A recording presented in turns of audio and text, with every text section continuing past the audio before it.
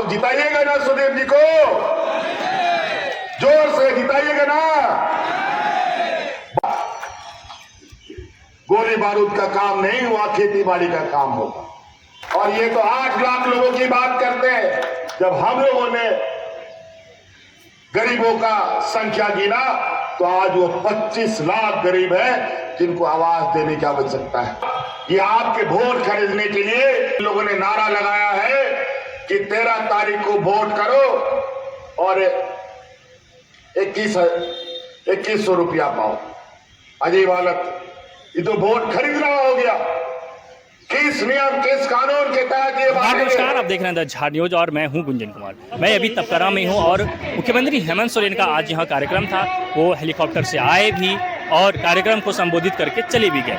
खैर, आज जो इस कार्यक्रम में हजारों की संख्या में भीड़ पहुंचे हुए थे और विधानसभा चुनाव को लेकर आज ये चुनावी दौरा था मुख्यमंत्री हेमंत सोरेन का। खूंटी जिले में 2 विधानसभा आता है, जिसमें कि खूंटी विधानसभा क्षेत्र और तोरवा विधानसभा क्षेत्र, दोनों ही विधानसभा क्षेत्र से जेवीएम की प्रत्याशी है और जेवीएम का प्रत्याशी तोरपा विधानसभा क्षेत्र से सुदीप बुढ़िया हैं, जिनके प्रचार को लेकर, जिनके पक्ष में लोगों को जागरूक करने को लेकर आज मुख्यमंत्री हेमंत सोरेन खुद तपकरा के इस ग्राउंड में पहुंचे हुए थे।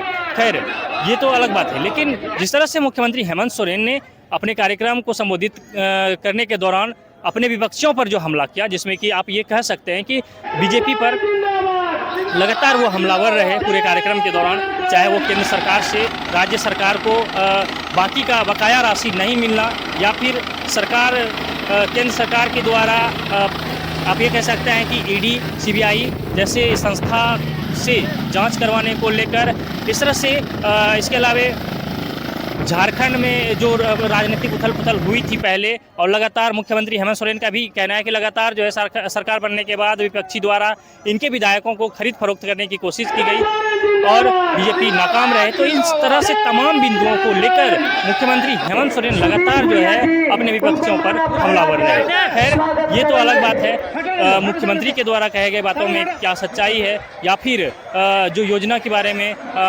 विधायकों की खरीद फरोख्त के बारे में जो एक अप्रत्यक्ष रूप से कही गई बात, इस पर क्या सच्चाई, ये तो देखने वाली बात है। लेकिन मुख्यमंत्री हेमंत सोरेन ने जो आज कार्यक्रम को संबोधित किया है, जो उन्होंने कहा है, वो मैं आपको सुनवा रहा हूँ। सुनिए कि पूरे कार्यक्रम के दौरान मुख्यमंत्री हेमंत सोरेन ने क्या कुछ कहा। गरीबों को राशन कार्ड दिए, हरा राशन कार्ड, और हम लोग सोचे कि सरकारी दुकान से राशन खरीदेंगे, सस्ता में मिलेगा और गरीबों में हम बांटेंगे।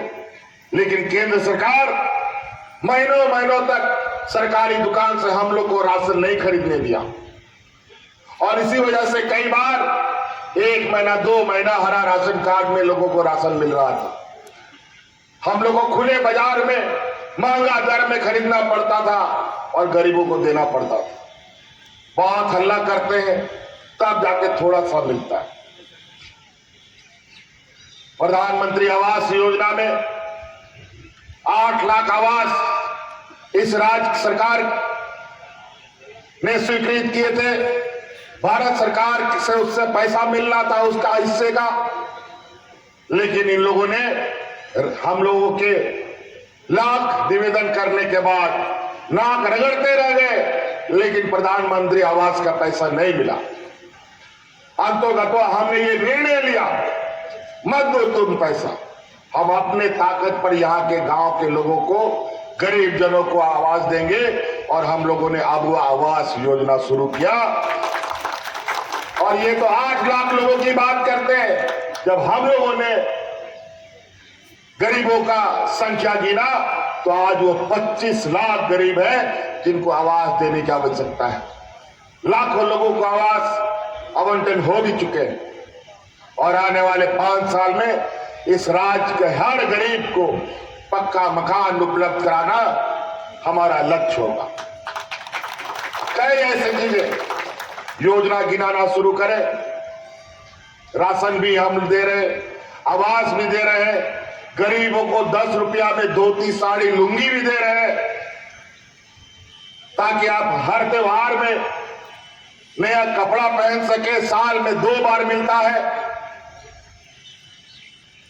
हमारे बच्चों के लिए अच्छा स्कूल, प्राइवेट स्कूल के स्तर पर हम लोगों ने मुख्यमंत्री उत्कृष्ट विद्यालय बनाए जहां इंग्लिश मीडियम में पढ़ाई हो रही है।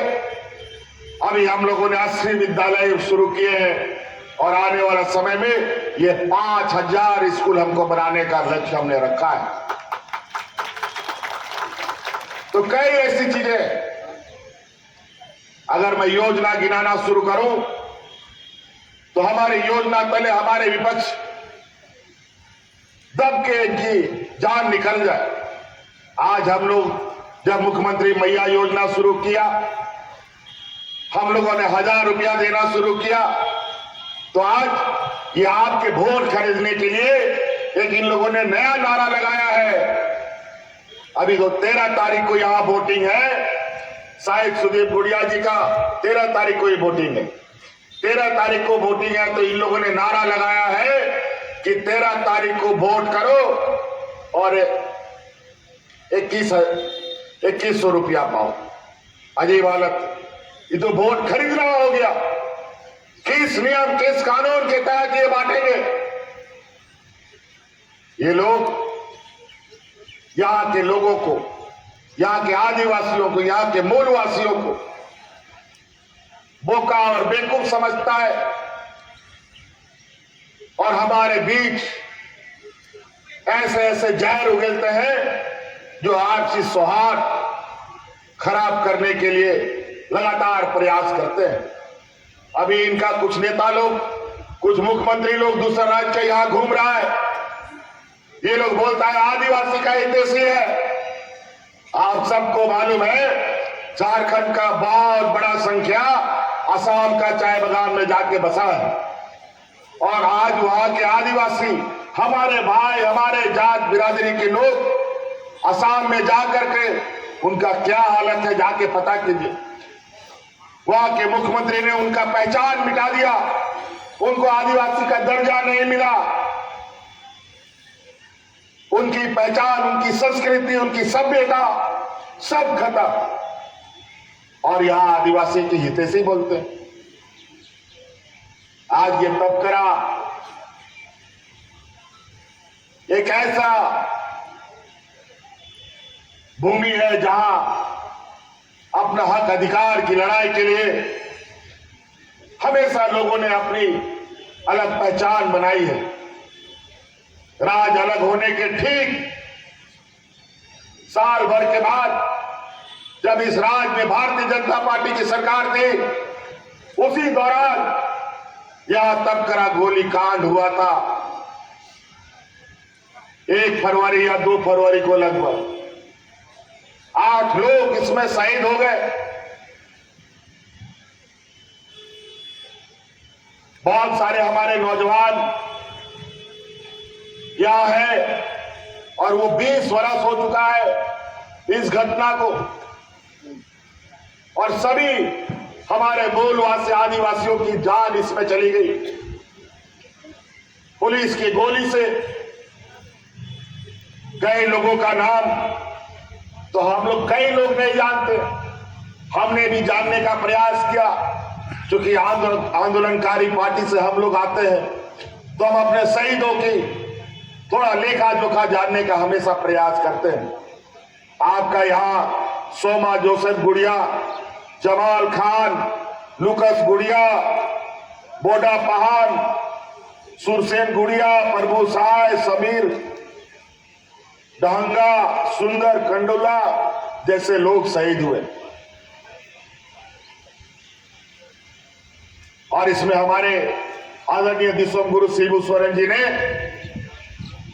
इस गोलीकांड के विरोध में एक बड़ा आंदोलन भी किया, कई आवाज उठाई, और वही आज हमारे तबकरा के लोग उस घटना के गवाह के रूप में इस क्षेत्र को जानते हैं। हम लोगों ने हमेशा यहाँ के मूलवासी आदिवासियों के प्रति अपनी जिम्मेवारी, अपनी संवेदनाएं हम लोगों ने रखा भी है और दिखाया भी। दूर नहीं जाएंगे। यही नेतारहाट है पास में, जहां 60 साल से वहां पर आर्मी लोग वहां गोली बारूद चलाने का प्रैक्टिस करता था। गांव वालों का घोर विरोध होता रहा, लेकिन 60 साल तक उन लोग को जमीन नहीं मिला। हम लोग की सरकार आई, हम लोगों ने पूरा जमीन गांव वालों को वापस कर दिया। कोई भी अब वहां गोली बारूद का काम नहीं हुआ, खेती बाड़ी का काम होगा। आज हमारे गांव देहात के लोग को तो इन लोगों ने जिस तरीके से रखा वो तो रखा ही। हमारी सरकारी व्यवस्था के अंदर भी अनेक विषमताएं थी। आज जिस तरीके से गांव देहात में आप लोग देखे होंगे, पहले 1-2 बुढ़ा बुजुर्ग लोग को पेंशन मिलता था और कई लोग पेंशन के लिए दलालों का चक्कर काटता रहा। हम लोग कानून बना दिया, इस राज्य में जो भी 50 साल का बूढ़ा बुजुर्ग लोग होगा सबको पेंशन देने का हम लोगों ने कानून बना दिया। आज टॉर्च लगा के भी बूढ़ा बुजुर्ग लोग बिना पेंशन का नहीं मिलेगा। सबको पेंशन मिलता है, सब विधवा महिला को पेंशन मिलता है। और तो और बूढ़ा बुजुर्ग, विधवा महिलाएं, विकलांग, इनको तो मिलता ही है। साथ साथ में हमने ये भी कानून बनाया कि जो महिला को पुरुष छोड़ के भाग जाता है उस महिला को भी हम पेंशन देंगे, ये भी हमने कानून में डाला है।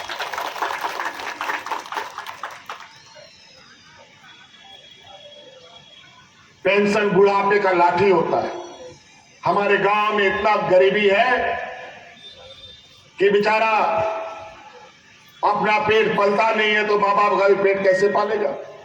माँ बाप को घर से भगा देता है। लेकिन आज उस पेंशन के बदौलत कई घरों से हमें यह खबर आई है कि माँ बाप को भी अब बेटा लोग रखने लगा है। उसी प्रकार कर्मचारियों का भी बुढ़ापे का लाठी केंद्र सरकार ने छीन लिया। न्यू पेंशन स्कीम लागू किया और आज सरकारी कर्मचारियों को जब रिटायर हो जाता है उसको पेंशन नहीं मिलता है। ये भारत का पहला राज्य है जहां हम अपना कर्मचारियों का पुराना पेंशन लागू किया है। आज उनको बुढ़ापे का लाठी देने का काम हम ही ने किया है। कोई भारतीय जनता पार्टी के राज्य में आज तक पेंशन नहीं मिला। हमारे यहां तो लोग रिटायर भी हो रहे हैं और पेंशन भी उठा रहे हैं। आज जिस तरीके से महंगाई आसमान छू रहा है, नमक, तेल, जूता, चप्पल, कलम, किताब, सब चीज का दाम महंगा। बस का भाड़ा, ट्रेन का भाड़ा, सब चीज बढ़ गया है, लेकिन आमदनी तो घट गया। और यही व्यापारियों की जमात जो केंद्र में बैठी है, यही पूरा देश में अपना जेब भरने के लिए इतना टैक्स लगाता है और आपसे तसीली करता है। यह महंगाई ये लोग बढ़ा रहे हैं और इस महंगाई से आप को थोड़ा राहत मिले इसलिए हम लोग आर्थिक सहायता करते हैं, तो इनको बहुत तकलीफ होती है। इसीलिए साथियों ध्यान रखिएगा, बहुत सारे लोग या हिंदू, मुस्लिम, अगड़ा, पिछड़ा, घुसपैठिए, पता नहीं क्या क्या ये लोग बोलता है। इन लोग का कोई काम नहीं है। इन लोग को घर घर में लड़वाओ, समाज में जहर बो, एक समाज दूसरा समाज से लड़े, भाई भाई से लड़े, बाप बेटा से लड़े, यही इन लोग का काम है, यही इनका राजनीति। और इनको गरीब, गुरुआ, आदिवासी, दलित, पिछड़ा से कोई लेना देना नहीं। इनको लेना देना है तो सिर्फ और सिर्फ पैसे से लेना देना है। इनके पास महिलाओं को सशक्तिकरण करने के लिए पैसा नहीं है, बूढ़ा बुजुर्ग को पेंशन देने के लिए पैसा नहीं है, हमारे बच्चे बच्चियों को पढ़ाने के लिए पैसा नहीं है, लेकिन अपने व्यापारी मित्रों को अरबों अरब कर्ज माफ करने का इनके पास अरबों अरबों रुपया है। अजीब हालत थी। आज किसान का हालत क्या है? आय दुगुनी करने को लेकर 1 साल 1.5 साल से किसान दिल्ली में आंदोलनरत रहे। हजारों किसानों की जानें चली गई, लेकिन किसान का आय दुगुना नहीं हुआ। और वहीं ये झारखंड जैसा पिछड़ा राज्य अपने किसानों का 2 लाख रुपया तक का ऋण लिया हुआ हम लोगों ने माफ कर दिया है। तो कई ऐसी चीजें हमको जो जो याद आ रहा है हम आपको बता रहे हैं, लेकिन इतना लंबा चौड़ा फहरिस्त है। अभी तो 1 महीना बाकी था हमारे काम करने को। 1 महीना में हम लोग इतना लंबा और लकीर खींचते, शायद यही डर से इन लोगों ने हमारी सरकार पूरा होने से पहले इन लोगों ने चुनाव की घोषणा कर दी है। कोई बात नहीं, एक तरफ पूरा भारतीय जनता पार्टी व्यापारियों की जमात, कम से कम यहां 100-150 हेलीकॉप्टर आ चुका है, 2-3 दर्जन हवाई जहाज आ चुका है, अभी 4-4, 5-5 हेलीकॉप्टर ये भारतीय जनता पार्टी का लोग का उड़ रहा है। और पूरा विपक्ष में इधर मात्र अकेले हेमंत सोरेन उनको रोकने में लगा है। इसमें आप लोग का सहयोग, आप लोग का आशीर्वाद की जरूरत है। आपका आशीर्वाद रहा तो ऐसे हजारों भारतीय जनता पार्टी को हम लोग भगा करके गुजरात भेज देने का काम करेंगे।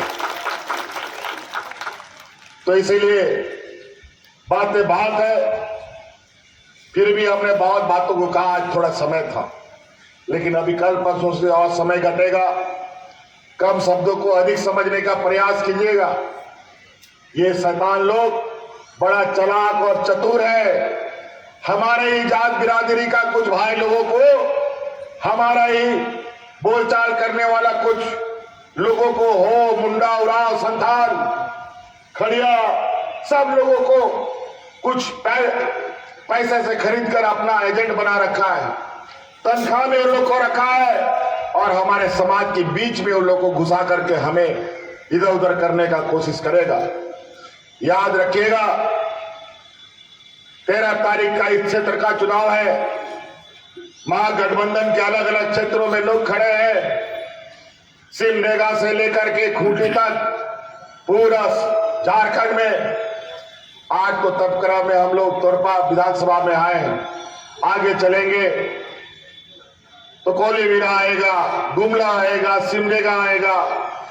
कहीं पर हाथ छाप है तो कहीं पर तीर धनुष छाप है। हम लोग का भी रिश्ता नाता कहीं सिमडेगा में है, कहीं गुमला में है।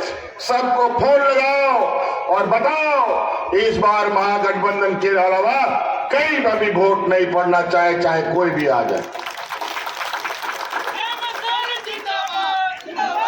इसीलिए हम आप सभी लोगों से, और याद रखिएगा, और इस बार जो पिछला चुनाव हुआ था 5 चरण में चुनाव हुआ था, इस बार 2 चरण में चुनाव है। समय का अभाव रहेगा और यहाँ पर बड़े सुनिश्चित तरीके से, और सब राज्य में, बड़े बड़े राज्यों में जितना फोर्स नहीं है उससे 4 गुना 5 गुना फोर्स झारखंड में उतार दिया गया है। और इतना सिपाही आपको दिखाएगा कि आपको डराने का कोशिश करेगा वोट करने के लिए। याद रखिएगा, वोट आपका अधिकार है, ना कोई छीन सकता है, ना कोई लूट सकता है। बशर्ते आपने वोट देने का अगर निर्णय लिया है तो चाहे कितना भी बजे, आपका वोट आपको देने के लिए कोई नहीं रोक सकता है। इसीलिए 13 तारीख को याद रखिए,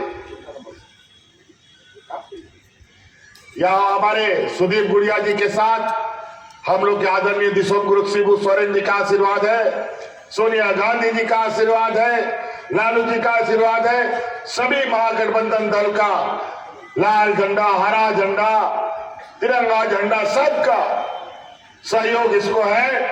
इस वजह से पूरी ताकत के साथ आप सब लोग वोट करें। आप लोग जिताइएगा ना सुदीप जी को, जोर से जिताइएगा ना। बहुत बहुत धन्यवाद। इन्हीं बातों के साथ हम आप लोगों से विदा लेना चाहेंगे।